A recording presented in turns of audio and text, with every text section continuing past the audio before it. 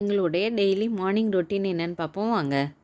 இது வந்து காலையில் எங்களோட ரொட்டீன் என்னென்னா, காலையில் 2 பேருமே நான் வந்து இந்த பெரிய டம்ளரில் இந்த டம்ளரில் 1 டம்ளர் வெந்நீர் குடிப்பேன்.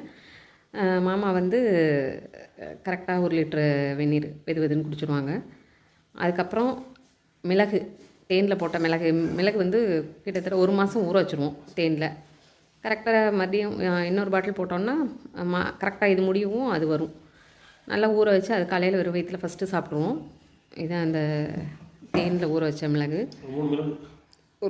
ஒருத்தங்களுக்கு 3 மிளகு கரெக்டாக இருக்கும். அதுக்கப்புறம் இது வந்து மாமாவோட கஷாயம். அவங்க கொய்யா இலை, வேப்பலை, மருதாணி, முருங்கை இலை, மா இலை, கொய்யா இலை இதெல்லாமே போட்டுருவாங்க. அது இல்லாமல் ஒரு பொடி இருக்குது, அது ஒரு 30-40 பொருட்கள்லாம் சேர்ந்தது. அதை பொடி பண்ணி அதுவும் இதெல்லாம் வந்து சுகரு இதுக்காக உள்ளது. அப்புறம் வெந்தயம், இந்த ஸ்பூனில் 1 ஸ்பூன் வெந்தயம் காலையில் சாப்பிடுவாங்க. நான் சாப்பிட மாட்டேன் அவங்களுக்கு. எனக்கு இந்த வீசிங் இருக்கிறனால எனக்கு கூலிங்காக இருக்குங்கிறனால நான் சாப்பிடல. மாமா சாப்பிட்ருவாங்க. சுகருக்கும் நல்லது, வயிற்றுக்கு ரொம்ப நல்லது. ஃப்ளக்ஸீடு, இது வந்து ஃப்ளக்ஸீடு 2 பேருமே சாப்பிட்ருவோம். அது ஒமேகா 3 இருக்கிறனால இது ஒமேகா 3 இருக்கிறனால அது வந்து கொலஸ்ட்ராலுக்கு, குட் கொலஸ்ட்ராலுக்கு ரொம்ப நல்லது. அதை பவுட்ரு பண்ணி வச்சுருக்கோம். சும்மா மிக்சியில் அடித்தா போதும், வறுக்க இதெல்லாம் இல்லை. வறுத்தோன்னா அதோட இது போயிடுது அப்படின்னு சொல்கிறாங்க. தெரில, இது வரைக்கும் நான் வறுத்ததில்லை. ஒரு தடவை தோசை போட்டிருக்கேன். தோசையில் பொடி பண்ணி போட்டு சாப்பிட்லாம், நாங்கள் சாப்பிட்ருக்கோம். ஆனால் அதை விட இது டெய்லி 1 ஸ்பூன் சாப்பிட்றது கரெக்டாக இருக்குது. குட் கொலஸ்ட்ராலுக்கு ப்ளஸ் வெயிட் லாஸ்க்காக அந்த ஃப்ளக்ஸீடு. இதுதான் எங்கள் காலையில் ரொட்டீன்.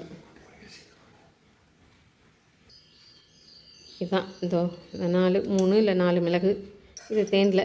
இதை அப்படியே நாங்கள் வந்து ஃபஸ்ட்டு சாப்பிட்ருவோம்.